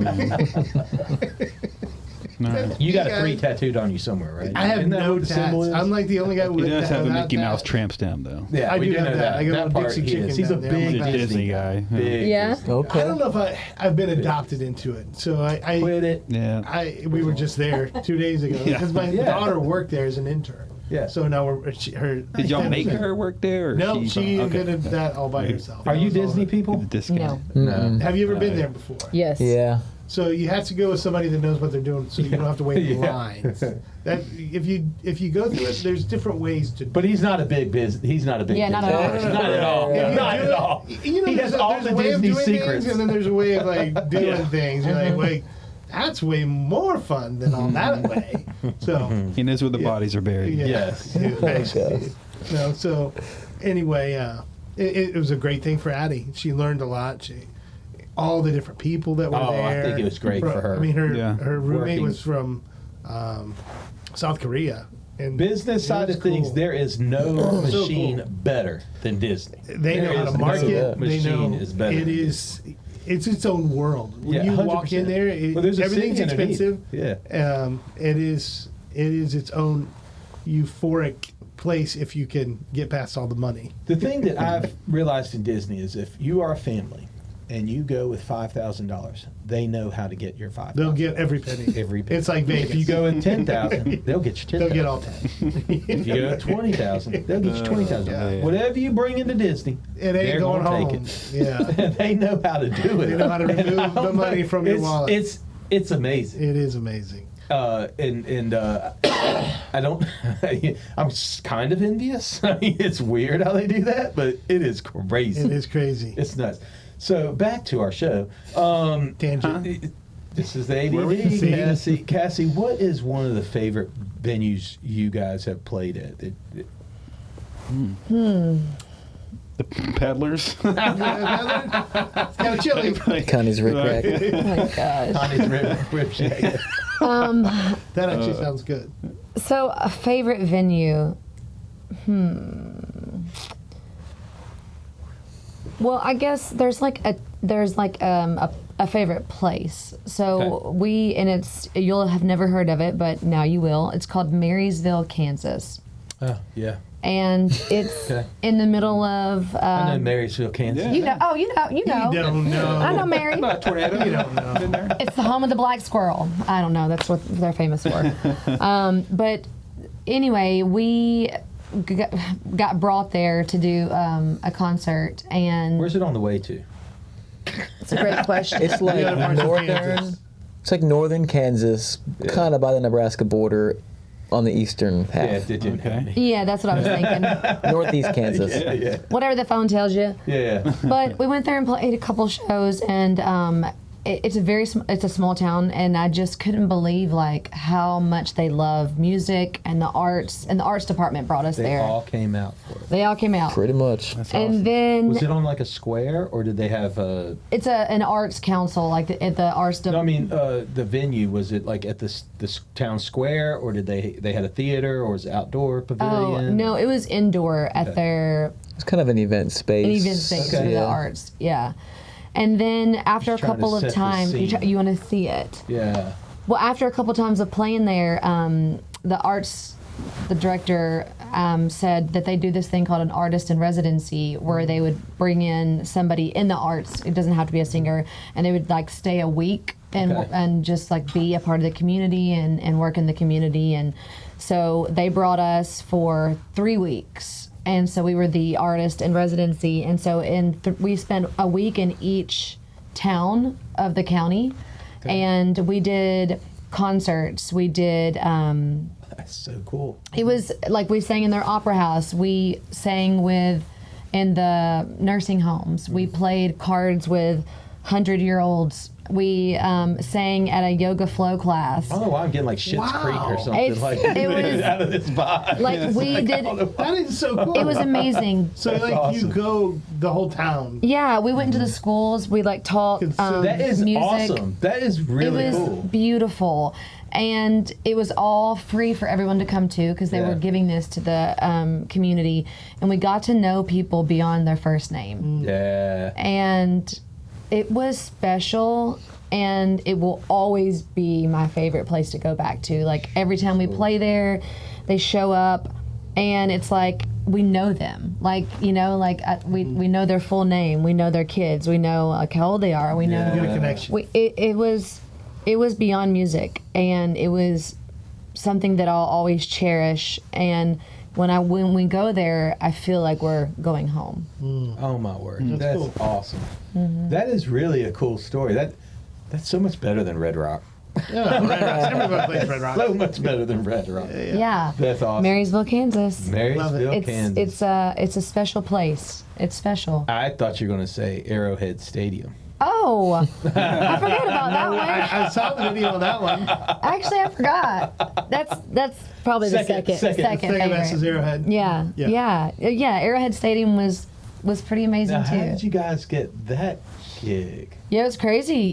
They asked us to sing the national anthem, and we thought it was fake for the Kansas City Chiefs. And we were just like, is this real? This can't be real. And it was. And so I will say that Ben and I aren't really huge sports fans. We're like, go sports. Yeah, gotcha. But I will say that we are Kansas City Chiefs fans now. It was, Yes, that's awesome. They are an amazing organization. They like flew us up there, Taylor Swift's favorite team. and she was there. Come on. Yeah. Tay-Tay. Yeah. Tay-Tay. We rode the same elevator at different times. So you were kind of like Smelter. Yeah, in smelter. their space. No, I didn't touch the buttons. There's somebody in there that touches the button for you. I'm telling you. That's how Tay-Tay they That's how Tay-Tay. Oh, it was so Did you special. see her Beyonce? We Yeah. did. He was Yeah. standing Right right on the field beside behind us. us. Yeah, he's a when we big dude. sang. He's a big Yeah. dude. That's Yeah. awesome. It was wild. Is he a big guy? He is You big. think if you took the pads off, it'd be like They're still all big? so Still big. big. Still big. Yeah, yeah. It was something else. They're big humans. We've They never really are. we've never sang. It was something so electric to be in the middle of 76,000 people, and just like the energy that you get. Like I can see why. Like a while ago when we were went out to eat and people were watching football and it was snowing and they were in their outfits. I was like, I can see why that doesn't bother them. The adrenaline that you feel, even as singers, the adrenaline that we felt like walking out there and getting to sing our national anthem before the Chiefs, crazy. it was great. And I don't know if y'all saw my outfit. Did you see my outfit? Oh, I saw the outfit. I gotta watch it. I didn't. How'd you get that? Crazy is Where'd you get that outfit? you had to get the right red design. It was great. So You had to get the right red. Yeah, there's so it much was to so this. perfect. Oh, wow. Yeah. So We'll have to show that in the. you'll have to show I'll it. drop it in. I'll drop it in. Drop it in. Post it, it'll be Oh my dropped. gosh. Our my friend Barry Kaufman, she is an amazing seamstress. She's one of Dolly Parton's seamstress, and she has her own like clothing line called Fables by Barry that I just love so much. But I asked her would she design me a jumpsuit because I've got a jumpsuit problem. I love them, and she was like, "Yes, I can." And so it was beautiful. It was bling, it was glitter, it was fringe, it was everything I imagined. I told her what I wanted, she drew it, and then she created it. Thank so you, cool. Barry. That's Thank so you cool. very much. Very much. That is so awesome. But you were asked to do this. Did you just like maybe like an agent or some sort of work like that? Or Yeah, her name is Cassie Wilson. You just stayed on like what did you email No. like every NFL team? No, and say, so this is crazy. Okay, a friend of ours asked us to sing the national anthem for like a state. I never can say this word. Legislative. Legislative. That's a tough one. Yeah, I like whatever. it. It's me and Don't ask me GoldPine. to Me and spell. GoldPine. Yeah, you know, GoldPine. I love them. They're my favorite band. Favorite band. It's a ride I used to ride at Six Flags. He butchers everybody's names too. Yeah. I mispronounce names too. It's gotta be him out. But he's If he probably didn't gonna do edit I it think out. Something's wrong. Yeah, actually, He's going to edit it out. Now we're all just going to look No, crazy. it's on brand. I very rarely edit out. It's on brand. Okay. So, what were we talking about? We do it all the time. We do it all the time. Squirrels. Man. Do you know? The legislative. It You was sing the the national Yes. anthem. Okay. So, That's why he's here. our friend asked the only us reason. to sing the national anthem, and I said, "We don't sing the national anthem. Like it's too hard. I Hard can't. song, Like I I don't hear. want to do it. No, it's nerve wracking. Too hard. Oh, because the pressure. Well, I don't know, and it's those are so some weird words. rangy. Yeah, it's all rangy. It's so rangy. I never thought about that. Yeah. But she's that friend that you don't tell no, Jasmine. And so we said yes. And so we go and we sing it. And afterwards, Ben came up with this arrangement. And afterwards, I told Ben, I said, I feel like that was pretty good. And I was like, maybe we can sing the national anthem. Maybe we can. And so I said, we should go home and make a video. So we went home in our living room, just set up an iPhone and sang the national anthem and sent it in to the Kansas City Chiefs. And 3 months later, they asked us to sing on New Year's Eve. Oh my word! crazy. New Year's Eve too. So it just happened. It was just like 2 weeks 3 ago? months. No, No, was the like 2 years ago. Okay. Like 2 years. years ago. Yeah. Yeah, that's But awesome. it was crazy, and we literally did think they were like punking us or like somebody. Yeah. Because there's mean people out there. Oh, yeah. And it was 3 months later, and I was like, and they emailed us.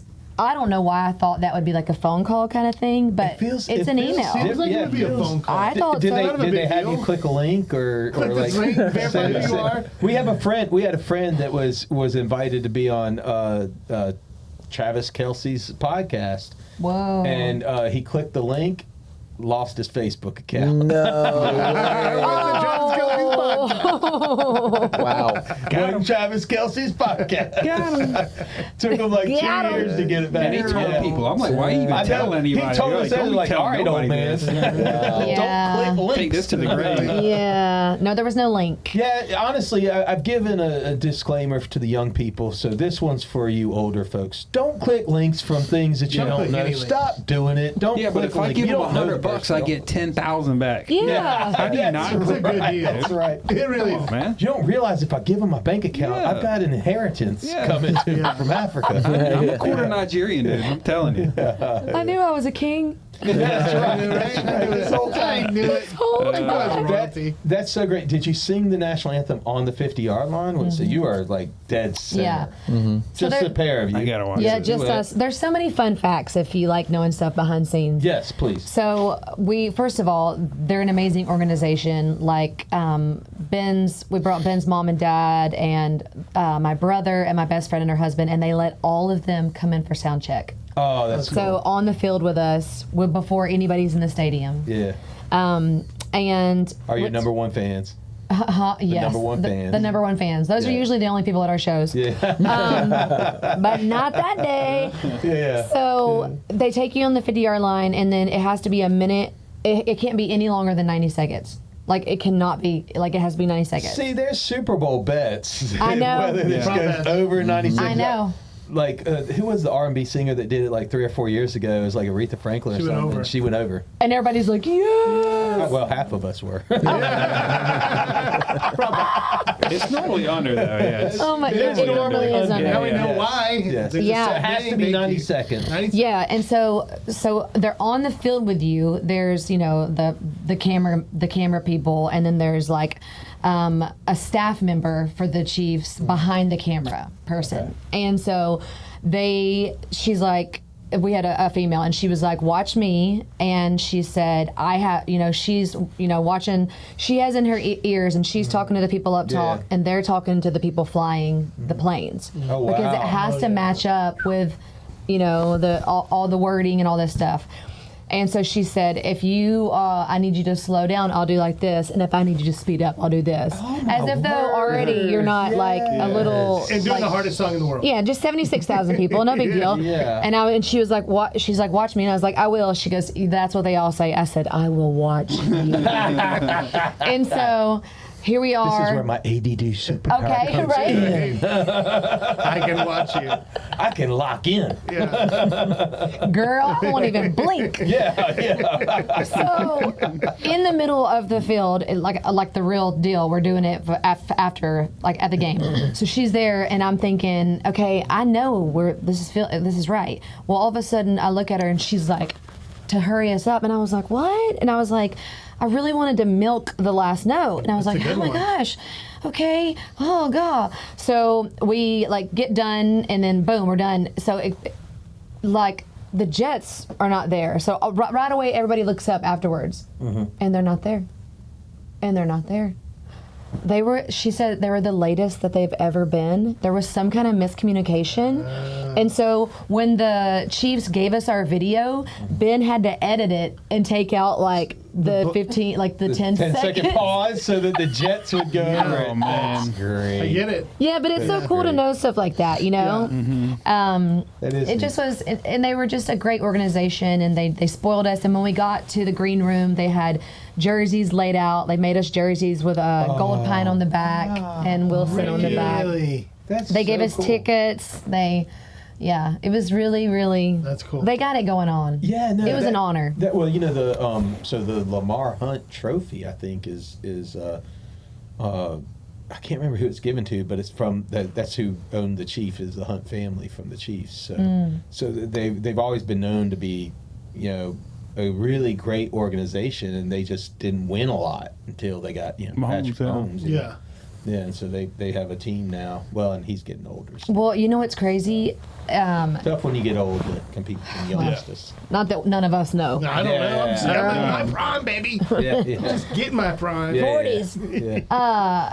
It was really great and like an honor, but it was really cool too because it just like that game was the game that decided, like, because they won that, then they got to go on, This playoff game. and it was the year that they won the Super Bowl. Yeah. Oh, wow. So Wow. technically that year, after Very we interesting. sang, they You won won. them, yeah. The Super Bowl. We won them the You Super won Bowl. them the Super But Bowl. Yeah. You're a GoldPine Super Bowl. equals You're a Super Bowl. Equals winning. equals Super Bowl win. winning national National anthem anthem. singing Yeah, she clinched it. duet Yeah. from Nashville. Yeah, GoldPine. GoldPine. GoldPine. Yeah. Makes sense. It makes all Put it the on our sense. website. Checks out. Might want to write a song about that. I don't know. Checks out. Now Yeah. everybody thinks we're from Kansas. No, but I want to Everybody does. But I want to come hear wondered- you play up in Kansas. That's what I'm saying. I wondered- want to be part of the the whole group. I wondered the community? Iowa thing. I thought, okay, well, that's kind of close. And I thought maybe you were just a Kansas City Chiefs fan, but then, go sports. It was I got favor. It was complete favor. Yeah, that's and, cool. and it was before Taylor. You just, you know what I'm saying? Before the big hype, and it was just like, so she was there. I'm just saying, like, it was favor. Yeah, that's cool. And it has been such a blessing. Like, people love sports. You gotta send that They do. Titans. We You gotta love send that sports. Titans send that to the Titans. You know, too. Send them that we video. would be honored to sing for the Titans, Yeah, and I don't come on, know. Titans. I don't know anybody to. You anybody can't do there it either. online. We got Titan I gotta listeners out think there. about it. All right, look, interweb. We need them. Let's see what we can do. Titans. We gotta figure out Titans or the Falcons. Okay. I mean, we can figure out the Falcons. If you want to win a Super Bowl, If you want to win a Super if Bowl, you want your team to win a Super The Bowl, Titans would need them to That's sing every game next year. Yeah. They are horrible. if you want to win a Super Bowl, Yeah. you're gonna have You need to 31 have- more invites coming. Yeah. if you want to win a Super Bowl, GoldPine. Boom, boom, digits down here. Done. Bottom. Right here. To show you how Go. much sports fans we were, Oh no! we really? I wanna hear it. we got done singing the national anthem on the field, and we're for 76,000 people, and we're walking off, and the lady who's works for the Chiefs who's guiding us off the field. Oh, this guy wants to shake your hand, so we go over and shake his hand. He goes, "Hey, guy, great job!" And this is on the field, and then we walk off, and I say to the lady, "Who was that guy?" And she goes, "Oh, that's the head coach, Andy Reid." Andy Reid. Go He seemed sports. nice. He seemed nice. He's so nice, but Yeah. we probably should have known who he was. Should have known who Andy Yeah. Reid was. He's Yeah. pretty. done a lot of commercials. He's done a lot of State stuff. Farm, yeah, he's on the State Farm commercials, He's been around. We're like, he was on the field. he was with the Eagles before the Chiefs, right? Yeah. Eagles, Yeah. yeah. His son passed away tragically. Just like we all have. I mean, we all have a story to tell, and I love that about you guys, storytellers. It's so good because everybody's got a story to tell, and when you can resonate with it, that it honestly, music I feel like can help people get through. That's the interesting part. Yeah. You know, music really can help you get through, and thank you for being a part of that long tradition that's been passed down from ages to ages of artistry that has bettered our world. And so thank you for being a part of that. It's an honor. It really is, yeah. Yeah. So I got one question I'm asking, kind of end of season question here, and I'm going to rephrase it a little bit. But if you could go back and talk to your 24 or 25-year-old self, what lessons do you think lesson or discipline or something you've added into your routine that you wish you could go back at 24, 25 and say, do this? So many things. Yeah. Jeez. Where do you go from there? You got one in your head? Well, you know what's interesting? I was like thinking about your question, and then I was thinking, I almost like the flip flop. And I know that sounds weird. No. You're like, this is my podcast. No. But like, Hey, I wish. it's your episode. So, anyways, like, yeah, I was just thinking, man, it would be nice to go back because back then, I feel like there's so many distractions, you know, and I feel like the cell phone wasn't as big of as a distraction back then. Yeah. So it's almost like that 24-year-old needs to tell me, hey, 43 girl, like, you know, like, and the thing is we all have a problem with it. And because there's so much power in it and we need it for so many things, but then it becomes like, I don't even realize I'm looking at it sometimes. And I'm like, I go to look at what time it is, and all of a sudden I'm like, look what happened. An and hour I'm like, later, and you're scrolling. You're like, Yeah. what are you doing? And I don't even know what I just looked at. And I'm not going to remember. It's like a slot machine. Yeah. Some They're statistics just on like slot like machines. memory, short-term Yeah. memory loss. Yeah. things of that nature, yeah. And so that's a great question, but it just made me even think like, wow, but the thing is I'm so much wiser in so many ways, but yeah, I just need to, it's something I'm working on. No, that's good. No, that's good advice. It's good advice for all of us. I mean, to lay your phone down. I mean, unless you're looking at my social media. Then. Right, unless Yeah, you're looking or at unless you're the following content. us. Yeah. Buy into me. Hey, what is social media? What are you talking about? Yeah, right. Ben, do you have anything to add there? Now I'm not sure which question to answer, Yeah. but if I could go back and tell my 25-year-old self something, well, I'll say this. One thing that has been impactful on me recently that I wish I had learned earlier, that affects everything, is where I am finding my identity at, in the sense that for a long time, and still dealing with it, finding your identity and your worth, and like, what have I accomplished? How do I spend my time? You know,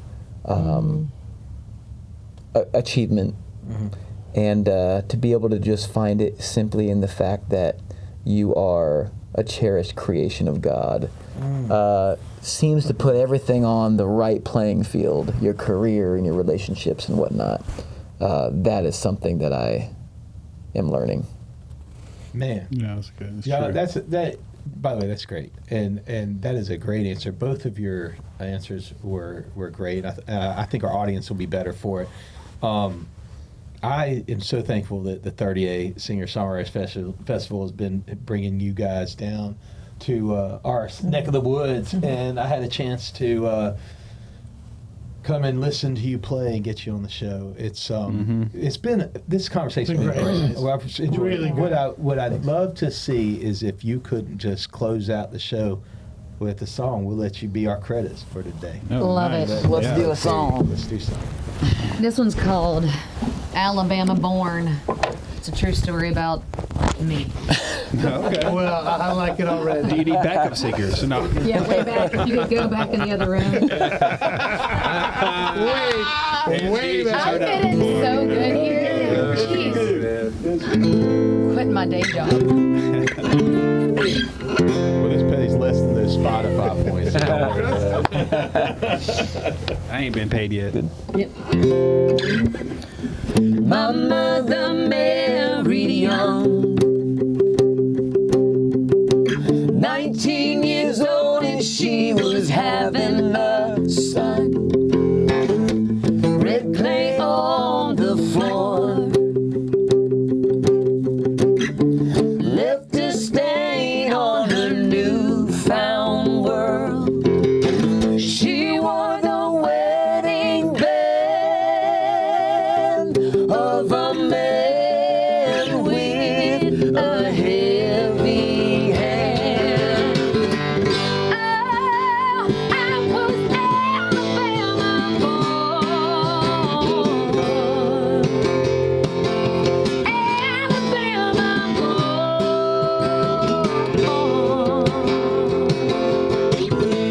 First string quarterback, chasing nostalgia from a high school past, and with unfortunate love, he wrestled demons till she'd had enough.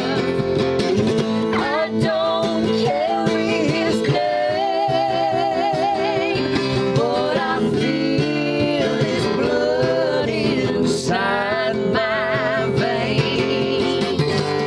Oh, I was Alabama born. Alabama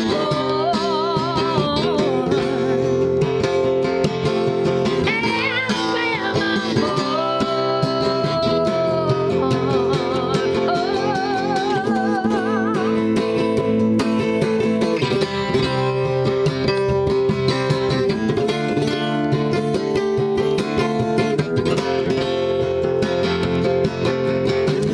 By the time I was 19, I followed my voice up to Tennessee. With a broken wing I'd flown to a place my family had never called home.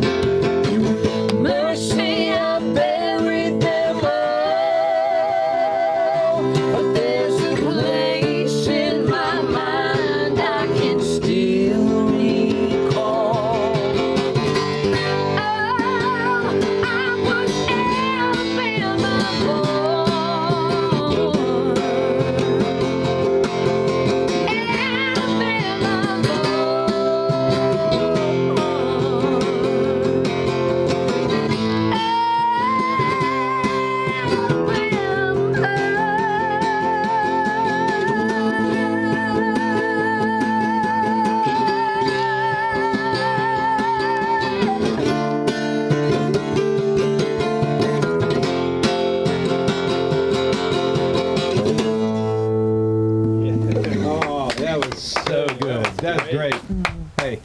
was great. Super Bowl winning. Yes, dude. Super Bowl winning. Man, good writing too.